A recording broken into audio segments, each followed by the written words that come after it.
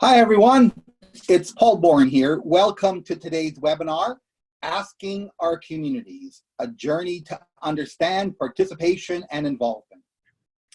I'm the co-CEO of the Tamarack Institute and the founder of Vibrant Communities, but mostly I'm here to introduce a person that I'm so excited for you to hear.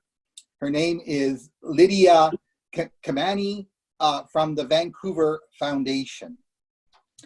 Welcome, Lydia, to this call. Thank you so much, Paul. I'm so happy to be here. Lydia has been Director of Partnerships at Vancouver Foundation since 2008. In this role, she oversees research, including vital signs, and reports on social isolation and belonging. Her team operates North America's largest grassroots grant-making program, including the Provincial Neighborhood Small Grants Initiative, and works in partnership with more than 50 community foundations in British Columbia. That's just what she does. I think what you're going to hear today is who she is. Lydia is one of the most curious people that I have spoken to on the issue of community. She's constantly thinking up new ideas, and she sees in data what most of us might overlook. And so Lydia, when she came to the Vancouver Foundation, and of course, you know, the Vancouver Foundation is awesome in itself, and long before Lydia came, but I just like to think that she made it a whole lot more awesome. And the reason for that is because she became very curious about what the community was thinking. And she saw in their answers ideas that changed forever how they began to engage and interact with their communities. So Lydia, let me just start. Like, why don't we just start in this kind of beginning where you came to the foundation, you did your first vital signs report, and you discovered that the people of Vancouver were lonely. Yes, indeed. So first of all, thank you for a lovely introduction, Paul. I'm super excited to be having this conversation and to just share some of my observations and learnings. And yes, absolutely. I think, you know, for me, this work all started with curiosity around how we as Vancouver Foundation could do more to address some of the challenges that were happening in communities across British Columbia, because despite our name, Vancouver Foundation's mandate is actually provincial. And as a provincial foundation, we distribute more than $50 million of granting money every year. So for us, it's really important to understand, you know, what are the challenges that people are facing in their communities? Because in the absence of understanding that, it's really hard to know where we should be focusing our granting dollars and how we can best evaluate the kind of impacts we're having with that. So you're right, in 2008, when I first came on, I started doing some work looking at creating indicator reports to measure primarily the experience people were having in Metro Vancouver. And I remember when I first came, the first question I asked was, oh, I wonder if we could actually ask a question of residents of Metro Vancouver around belonging. And I remember there was like, why would we do that? Because at that point, we were looking at indicators like our economy and our education system and transportation.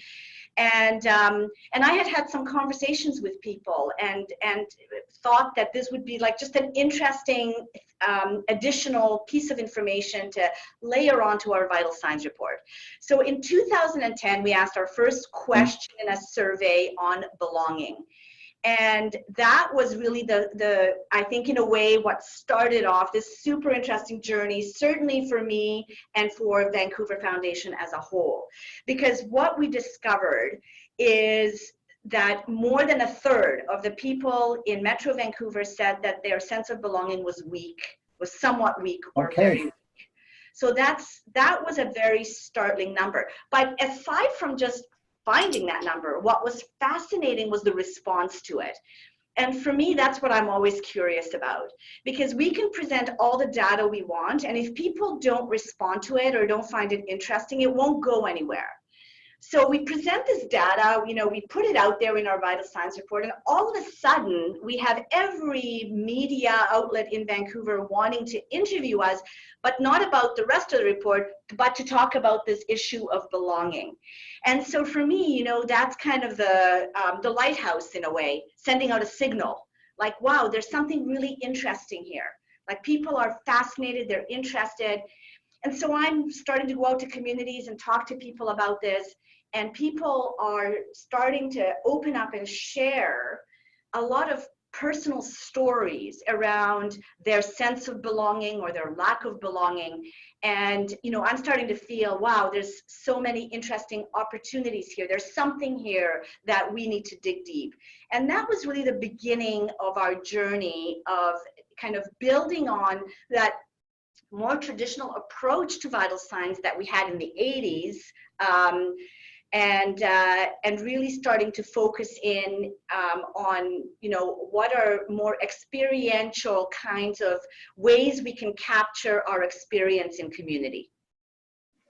It's fascinating. Just fascinating that you, first of all, saw that and then the community's response to it. And, I just want to remind people, in 2010, not a lot of us were talking about belonging in this way. And none of us were really exploring it on a systemic level. So you were on a real front of the pack on bringing this understanding. And I think you actually opened the door to many of us beginning to think about this in very real ways. Now, it was interesting because in some ways you started with belonging. I think it got shifted to loneliness, which you probably weren't, I don't know if you were that happy with in terms of that agenda, because it wasn't really that people were lonely in that sense, right? Or maybe talk about that. Just kind of what was the fine nuance then of what did actually belonging mean to people, and how did they actually kind of express themselves in this regard? Right. And then I'm going to get to so what. Like, once we know that, then what did you do? Yeah.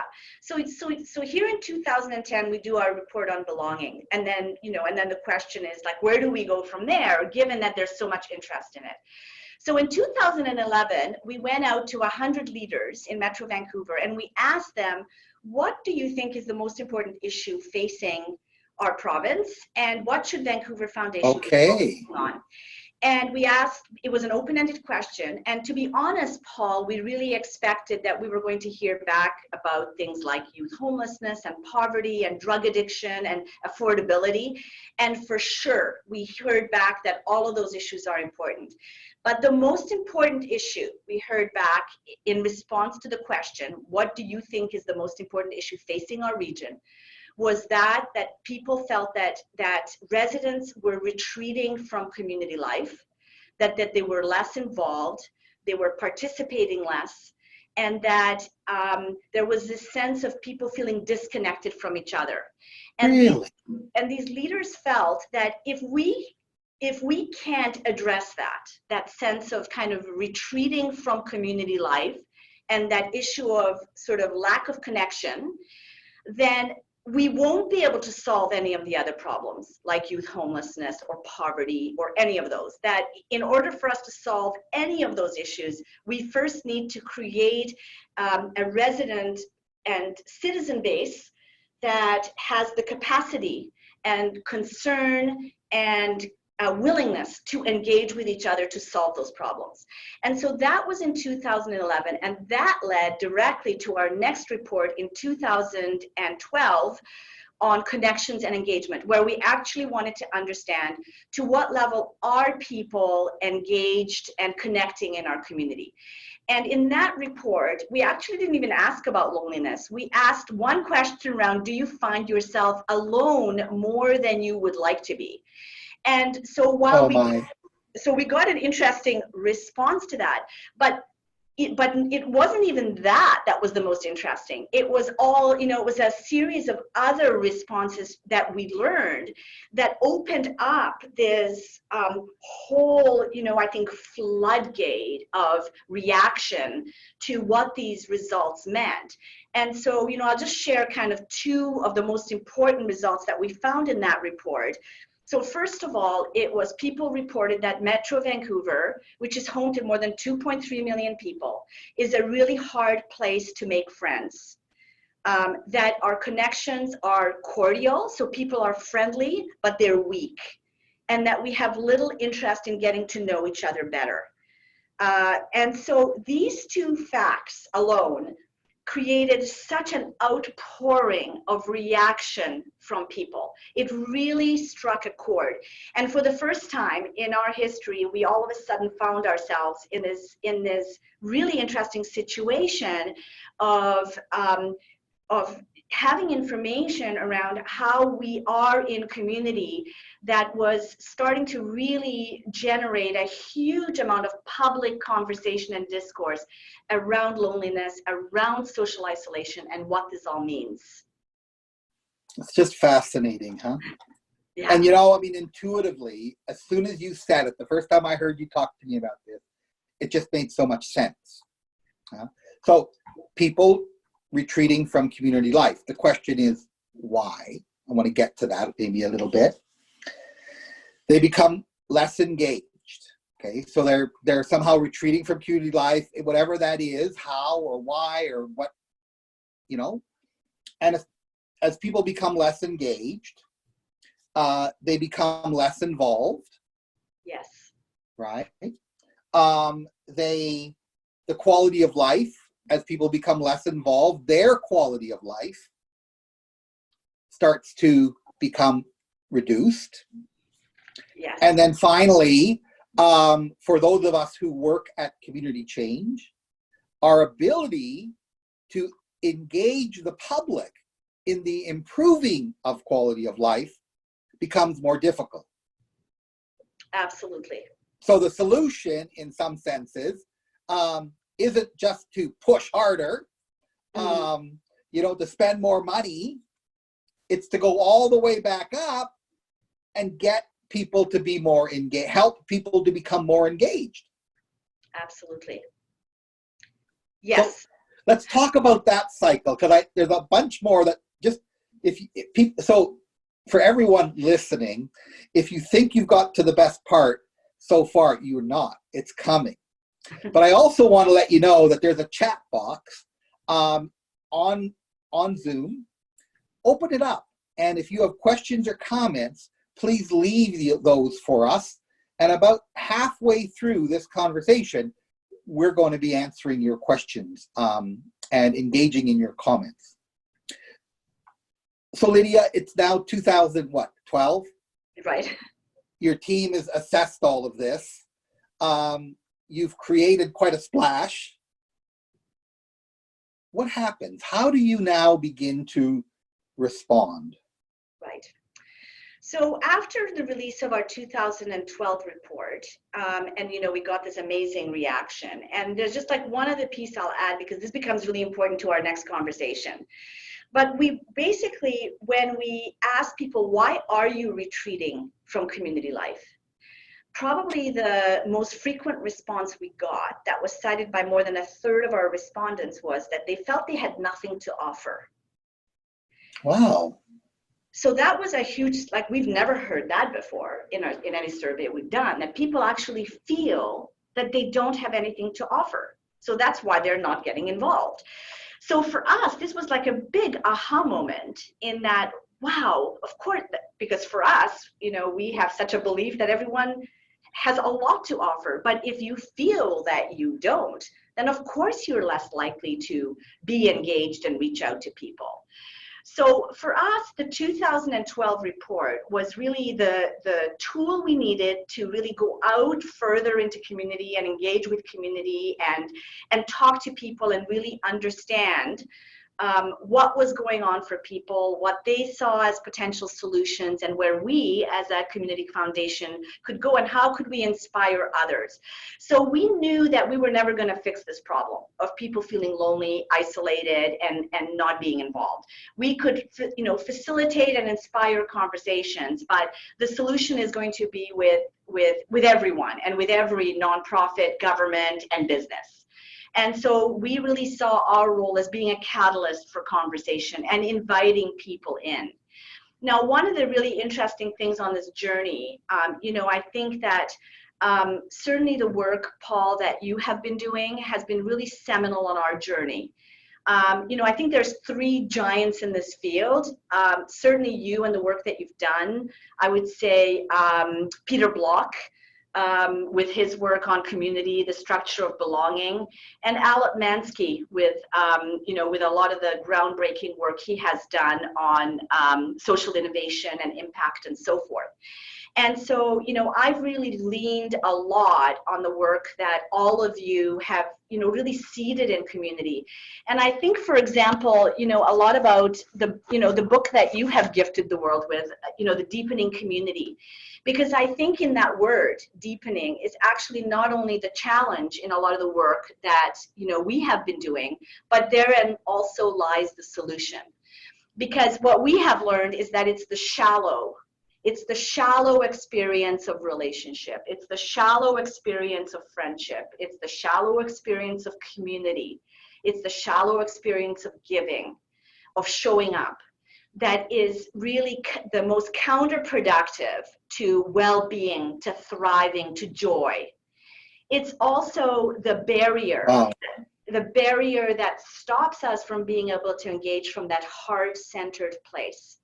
And so what I've learned in my 12 years of work at Vancouver Foundation is that, when we only work from our heads, we really do ourselves a disservice and our communities a disservice, because so much of the possibilities lie in the intersection between our head and our heart. And, like when you ask people to point to themselves, they never point at their head. They always point at their heart. And, how do we bring in that heart-centered place in this work, in this language? Because from our hearts, we are never shallow. Our hearts are always expansive and boundless and limitless, but our heads are actually quite bounded. And so this work for me has really inspired me to learn from, a lot of the work that you have, so eloquently laid out in a lot of your writings and teachings, as have others. And how do we do this at a deeper level? And how do we inspire others to go deeper in our work in community with ourselves and with each other?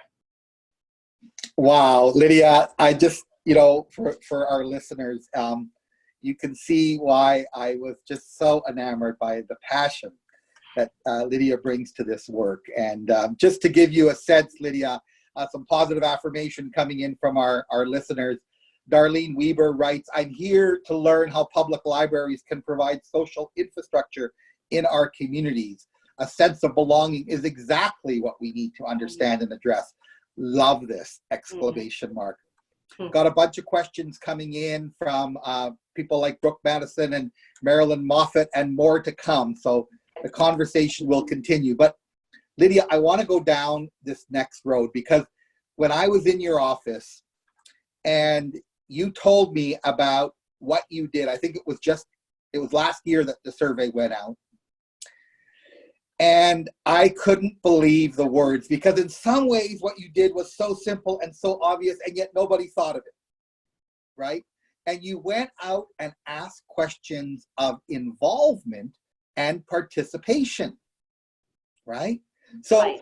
It's so interesting. Like, it's not just about, like, when you talk about belonging, and you talk about sense of community, and you talk about loneliness, but then ultimately it's this idea of do I feel involved? And I think we even, we got to things like, do you go to weddings? Do you go to funerals? Do you attend neighborhood events? All these things. Do you take care of your parents, elderly parents? Do you hang out with your siblings?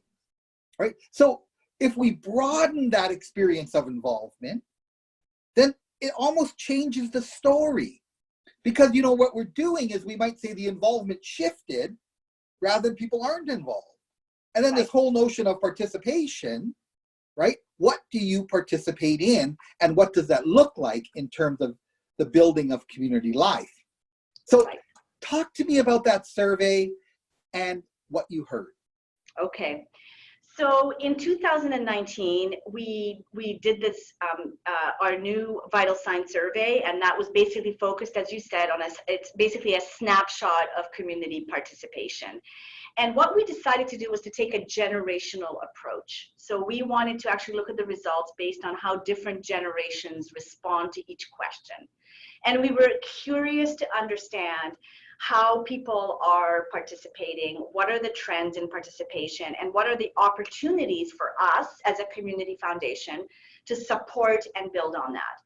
And so there was a lot of things that we were very happy about in that survey, because we actually found, for example, I'll give you one really interesting statistic. So we surveyed almost 8,000 people, 7,900 people from across the whole province. We found that more than half of— Sorry, Lydia, that was your response rate. Yeah. Wow. Yeah. More than half of BC residents have taken some sort of action to support reconciliation. I mean, that's actually a pretty staggering response that was surprising to us. So that's something that we feel very encouraged about. We also found in the survey that every generation has their own barriers to why they are not getting involved in community. And so for us, this really speaks to, we can't just do one strategy to engaging with community and expect that that's going to work for every generation uniformly. And that's like a really important piece, because often for community organizations, we have a tendency of, oh, well, let's just put a notice out on Facebook and, we'll get a good, diverse reaction. Well, you may, but you may not, because every generation needs a different type of invitation. Right. So that was a really important learning. But perhaps the most important, and I think the one that gives us greatest kind of optimism, is that 45% of people actually want to be more involved in community. So that's a very significant number. 45% actually want to do more and be involved in community. And when we ask, well, what would you like to do? Well, just before you go there, yeah, I want to hear that. That is such a hopeful number. Yeah. And I think, when we're critical of people and saying that people aren't engaged or they're feeling lonely or a lack of belonging, we don't have any evidence to address the issue of, but they want more. Right, exactly. Right? And so keep going. What a marvelous status. Because so now I'll overlay that with our finding from our previous report that people says they're not getting involved because they have nothing to offer. So now if we think about that piece of data, along with, well, actually 45% of people want to do something. But imagine if you feel you have nothing to offer, how would you get involved and what would you get involved in? So we asked, what would you be most likely to want to do in community? And the strongest response was people want to be involved in local projects. They would like to contribute or be involved in local projects. So this is also a very important finding, because it's a very reasonable and doable entry for many people who may have retreated from participating, to be able to really invite them into something happening at a local level. And, Paul, you talk about this so much, just as you did right now, in terms of like these traditional events that we used to have that used to form the cornerstone to much of our kind of community life around local fairs and funerals and weddings and church events and gatherings of people. But for many people, they often don't have access to these anymore. And so if they don't, then what are some other options in which we can invite people in? And this idea of inviting people to participate in local projects is a very easy, and doable thing for organizations to do and for people to participate in. And so this is a very hopeful sign for us, because it really gives us, in a way, a sense of where the true possibilities lie of changing the data on people retreating from community life. It's absolutely fascinating, and I think it changes the work of community organizations and even of city government, right? So I'll give you a quick example. One of my favorite stories of engagement was when a city built a new linear park along a river. And so they said, okay, we could just build a trail, a few picnic areas, yes, but it doesn't involve the community. So when they thought they wanted to involve the community, they redesigned the park. So all along the park, there was a beaver dam, and they put up a little plaque with a number, and you could go online and post pictures at that point. And so people started to come to the beaver dam on a regular basis and started to record the activities of the beavers so that you would get a sense of the beaver's life. Yes.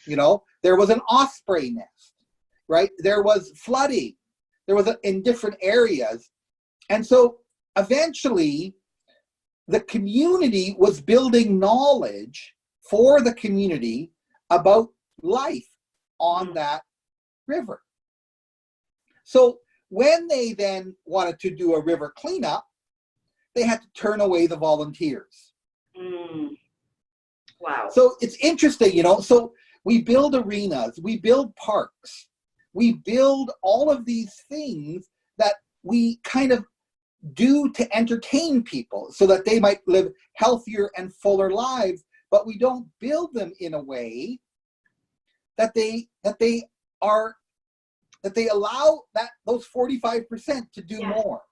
Yeah. And when we do, we create these kind of bizarre, almost like jobs that nobody wants to do, volunteer roles, and says that's how you're to be involved.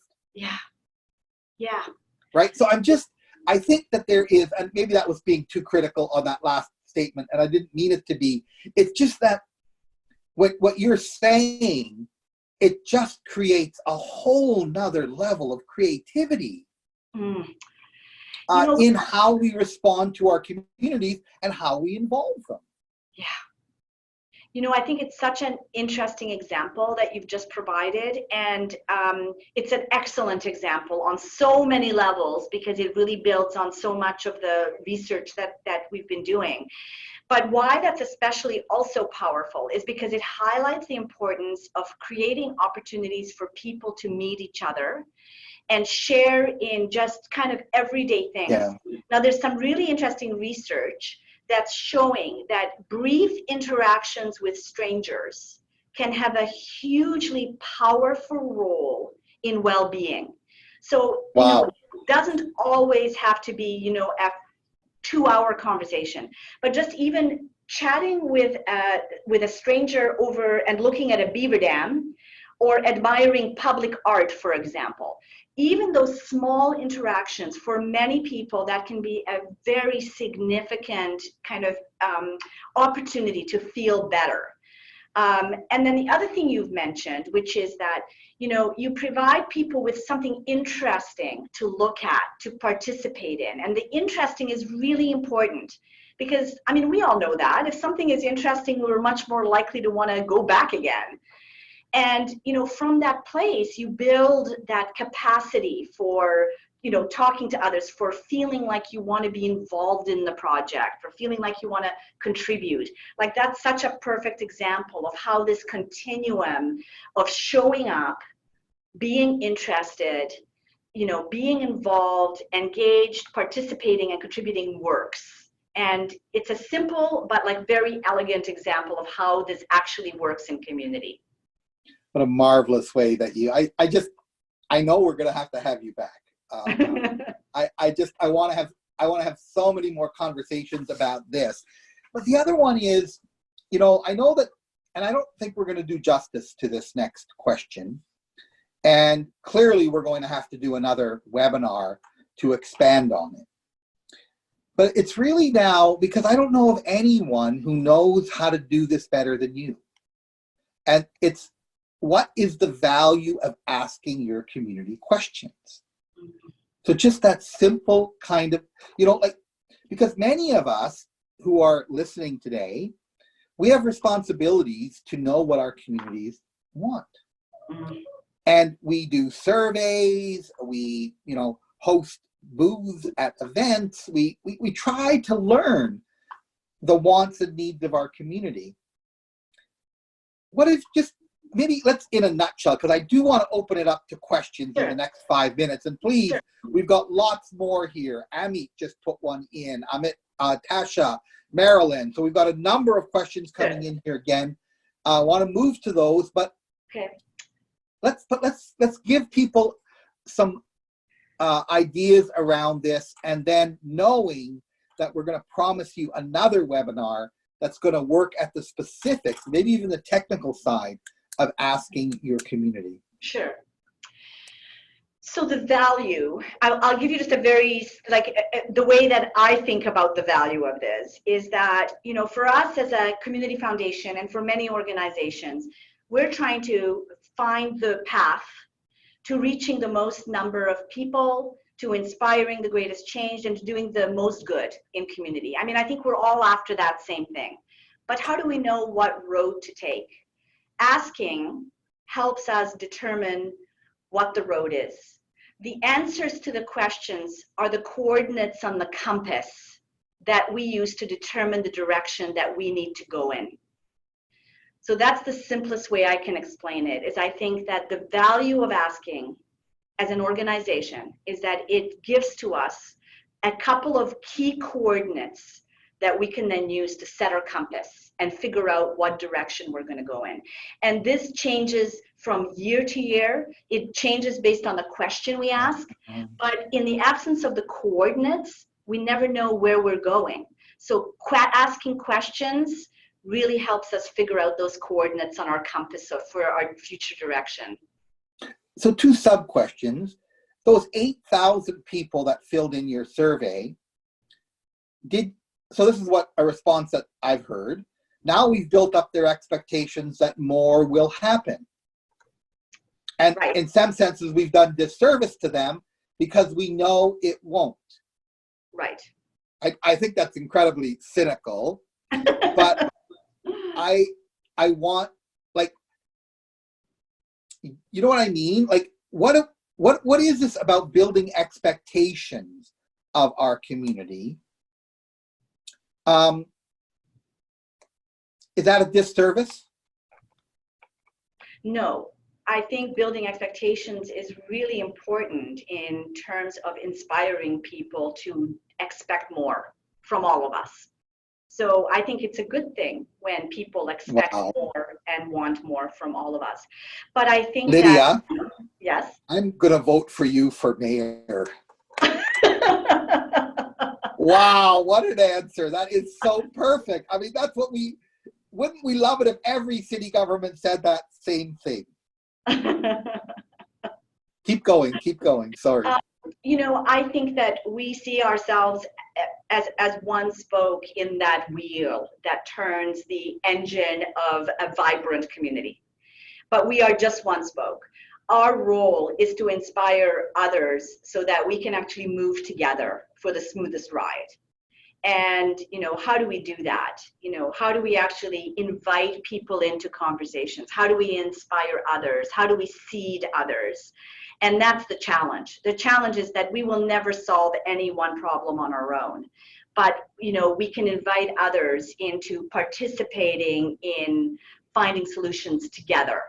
And you know, I mean, I think that's where the best opportunity for change is in that collaborative space of invitation where we work together and we take off our armors and we focus on where the spokes meet, which is kind of that core question that we are all turning the wheel together on. Wow. Wow. Lots more to come in our next webinar together. I'm going to start asking you some of the questions, the Sure. beautiful questions that are coming in from our listeners. I'm going to start with one that just came in from Susan Brace Adkins, where she says, I don't remember hearing about the demographics of the participants from this survey. Would you please describe this? If we are setting our compass based on this community feedback, it would be important to hear that we are hearing from populations that are less likely to answer survey questions. So the surveys that we have done, we have often taken a mixed kind of approach to doing our surveys. They are a representative sample of the population of British Columbia. So our results are weighted so that we can say that the results are representative.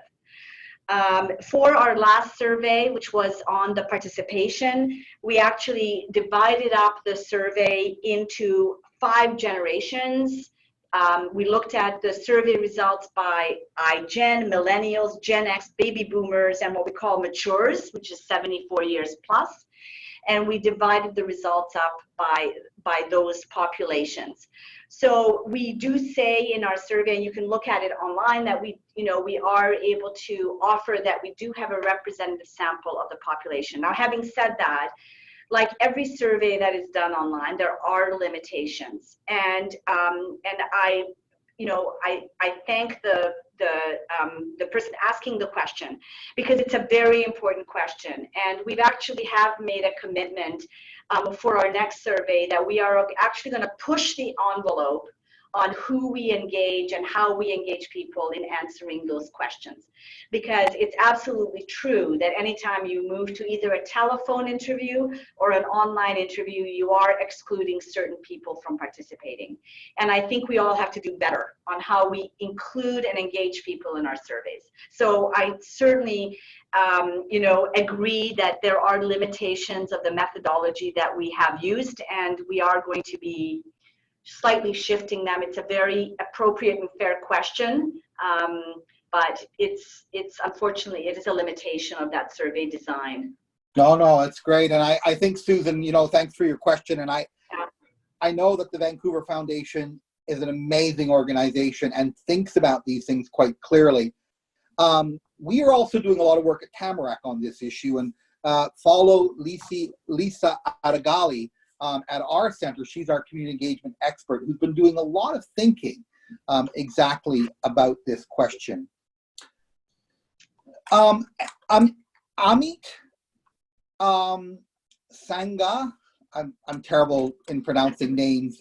It's a beautiful name. Says, I think that in order for community to evolve, everyone's voices need to be heard. Again, reaffirming what Susan's saying, from local residents to all levels of community.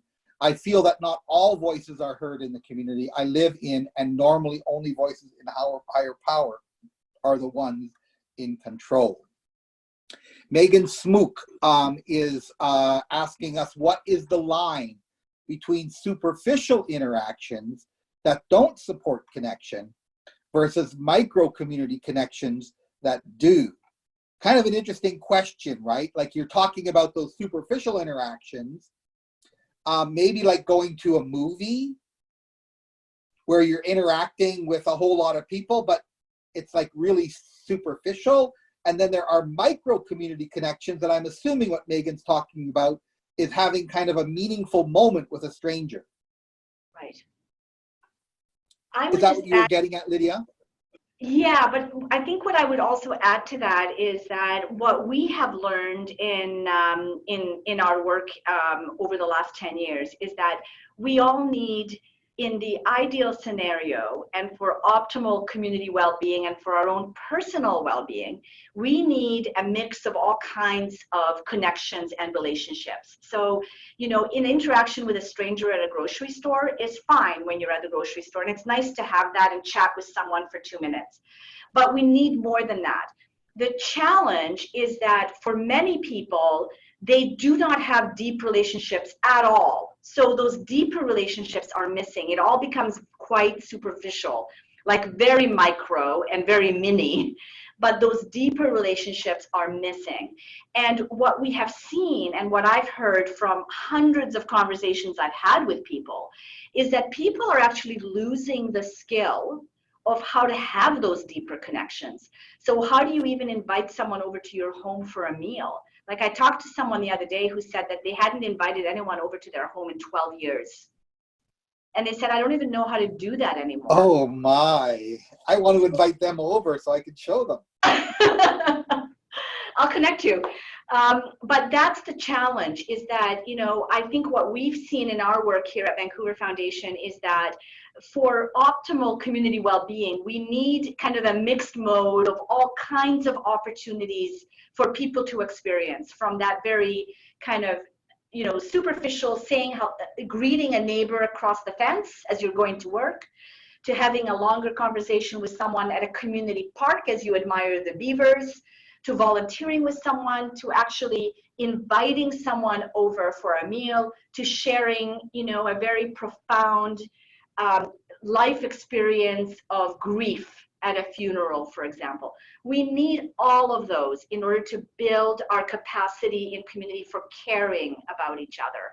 And I think that's where the challenge is how do we do that? How do we really build that capacity? You nailed it, and it happens, this type of interaction happens, and this place of involvement and participation happens at so many different levels, huh? And the question is, how do we support that type of interaction in a way that we can see progress, right? That we can see it increase. And I know that you and I are going to have some really interesting conversations in the next year around metrics, huh?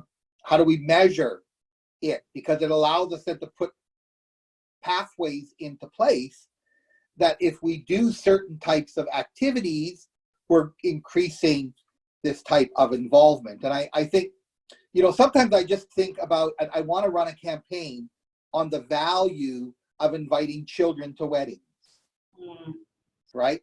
The value of having big funerals, the value of neighborhood parties, which I know that you guys know a lot about, right?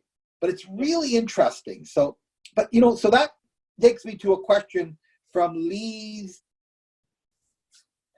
Babanu. I wish you were here to correct me, but Lise, where she asks, what are the next steps to your 2019 report? Are certain partners planning on using the data to determine their paths? So we are working in partnership with the more than 50 community foundations in British Columbia, who we have, in many regions, we've actually given them their own data that they can use to have conversations in their region. So, for many regions, there's different issues and different opportunities. So being able to support others to use the data that we've produced, and we've always been a strong believer in democratizing our data and making that available to everyone. So for us, that's a really important step, is to make sure that that is available. And I think for us right now, we're also very curious and interested around how our data can support a lot of interesting work that's happening around democracy. And how do we inspire people to be more involved in democratic processes in our country and in our province and in our municipality? And so we're using our data as a tool with which we can seed some of those opportunities and conversations as well. It's marvelous. And more to come. Tanya is asking, could you please list the books on community engagement that you mentioned in your presentation? Tanya, we will send that out in the post email. The Deepening Community book that I wrote that Lydia talked about, some of the papers that Lisa Adagali has written, but also Lydia has given us some links to the reports that she has mentioned. And we're going to send you links to all of those after the call. Great.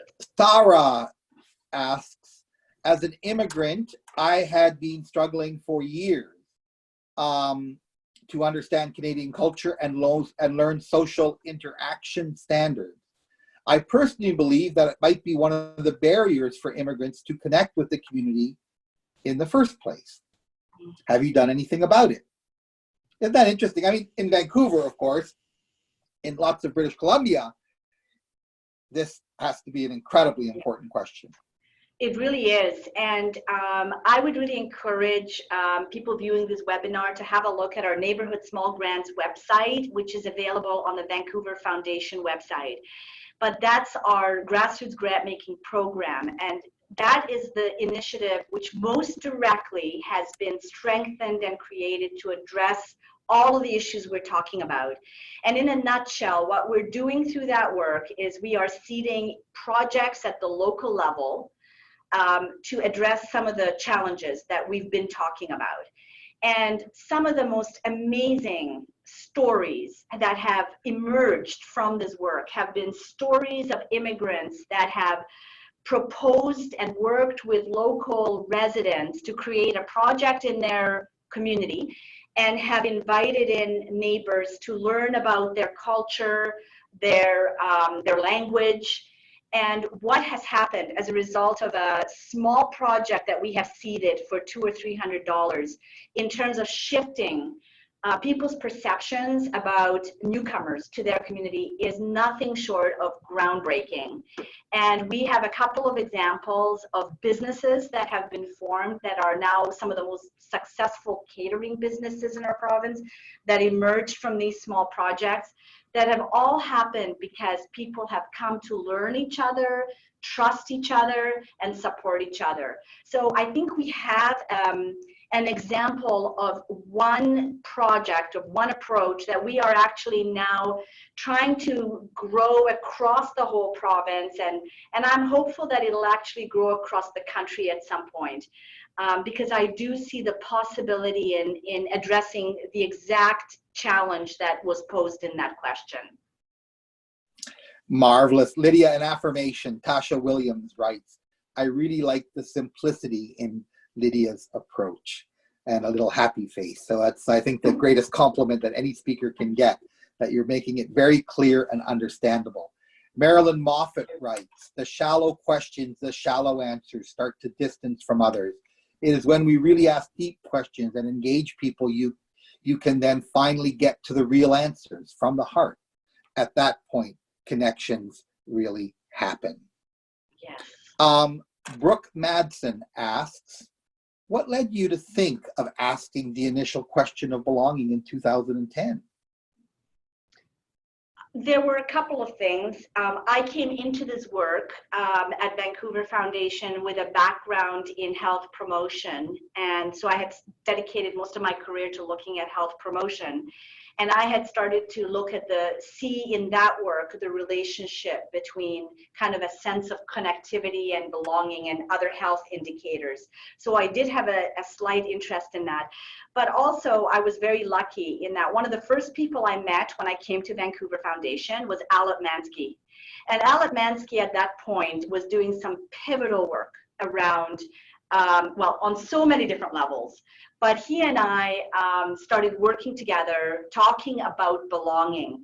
And yeah. I invited him into that process of a research committee coming together to talk about our next vital signs report. And with Al's leadership and support and curiosity, we were able to really, I think, inspire Vancouver Foundation's research committee to see this as being a legitimate issue and question that had never really been looked at before. Beautiful, you know, and then they launched the Belonging Initiative in Canada, and yeah, Al and his team are just brilliant. And matter of fact, he's just come up with a brand new book on Yes, disability exactly. and as an asset. Yeah, it's very interesting. Yeah. Lydia, I just want to give you just any final thoughts as we begin to wrap up here. And I know that as I had said earlier, we're going to send out a number of links. Amit, you ask again about the website link that Lydia just suggested. We will send that out to you as well. Oh my, we keep getting more and more questions coming in here. And I'm going to maybe start working at those in another way. But I'd rather just at this point, give us a sense, Lydia, of where you're going with this. Where is your mind kind of leading you? And where is the passion within the foundation itself in terms of taking this all further? So thank you. So yes, I think for Vancouver Foundation, I think, you know, we have an ongoing commitment, curiosity, and interest in how to meet the needs of the communities we serve. So we're going to continue to be curious and interested. We have a dedication and passion for looking at how we can deepen our work in equity and social justice. And in order to do all of that work, we really need to continue to unpack some of the issues we've talked about today. I think the one final thing that I would like to leave you with, because when we started talking about this, I remember you once said to me, like, what's one thing, like what's kind of the most important learning that you may have had? And I've been thinking about that. And I think for me, the most important thing that I have learned in my 12 years of doing this research at Vancouver Foundation is that if there was the most important kind of issue that we need to be mindful of is trust. So in everything I've seen, trust is the engine, is the key that turns on the engine of community building, of deepening, of curiosity, of invitations. So we have to do everything we can to build and warrant trust in ourselves and in each other. And without that trust, we actually can't turn the engine on. Wow. So trust is a hugely important component that we often, you know, don't talk about.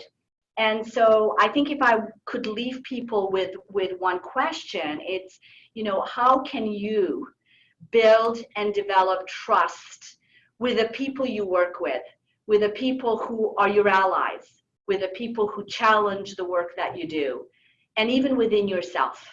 How do you build trust for your own intuition, to follow your own heart, to, you know, to listen to people when it's uncomfortable, and to take your armor off? Wow. That's an amazing challenge that you've left us with. And it's also something we do in our own personal lives, but also something we can do as organizations. Yeah. Lydia, I just want to say a huge thank you. You have been marvelous. It's not just for the webinar today, but for your work, for your thinking, for your organization, the Vancouver Foundation, and all your affiliate foundations and all your partners in those foundations, to all the donors that have allowed for this to occur.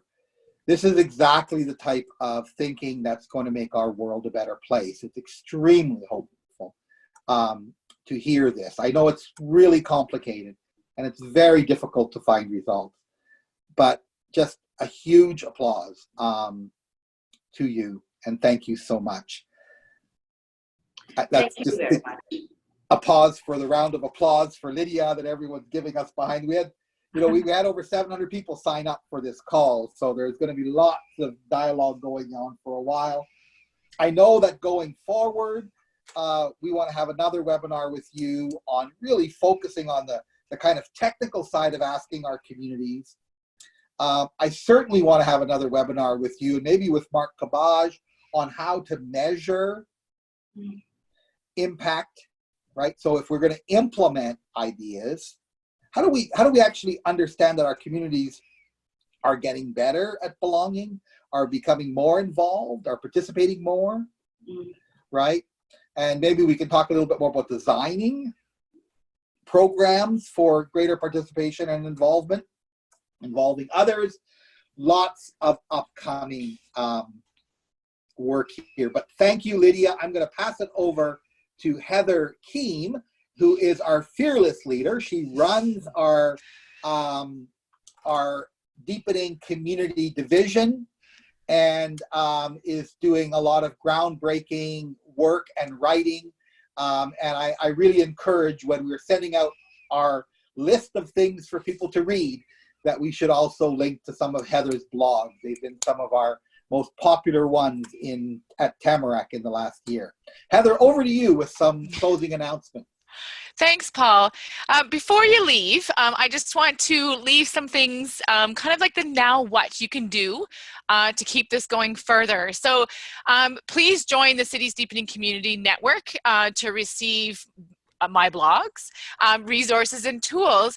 But I also wanted to point out that we just launched our Cities Deepening Community membership that connects you to peers across Canada who are doing this very work, and to get help and support in getting started and developing neighborhood strategies. So if you're interested in this, please reach out to me and we can talk more how we can support you in deepening your community and the work that you do. We also have some upcoming learning opportunities.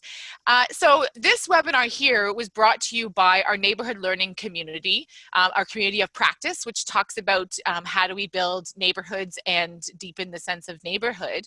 And we also have a asset-based community development community of practice and citizens' role in emergency preparedness community of practice. And what we do is we learn from all of these community of practices, and then we bring this all together to an amazing annual workshop, which is happening in June, Celebrating Neighbors, Measuring the Impact of Asset-Based Community Development. I might be biased, but this is my favorite event that we do because it's grassroots. It's people, citizens, volunteers, organizations, associations, municipalities. It's everybody in a room all talking about how do we make our communities a better place to live. The next event that we have, next webinar coming up is asset-based community development with an urban Indigenous context. And so this is looking at asset-based community development and the principles of the Indigenous way and how they're linked and what can we do more to bring them together. The next event is evaluating your ABCD efforts. And we are speaking with John McKnight and Howard Lawrence and diving deeper into how do you evaluate this sense of connection. These assets, these gifts that we're finding in our community and showing that we're making an impact in our community. This is just launched, so you're actually getting the first view of this webinar. So if you like this one, please sign up for John McKnight and Howard Lawrence. And they are going to be at our national gathering in London, Ontario. And lastly, we have 5 strategies to reduce poverty in Canada. And this is Paul Bourne and the McConnell Foundation's discussing how we are now at a critical point in time of poverty reduction efforts. So I just wanted to say thank you very much. We will be sending out a post email with the recording and the links and the books and some other things that I've jotted down that you might find interest. And please email me, call me, reach out to me if you want to further this discussion. Thank you very much and have a wonderful day.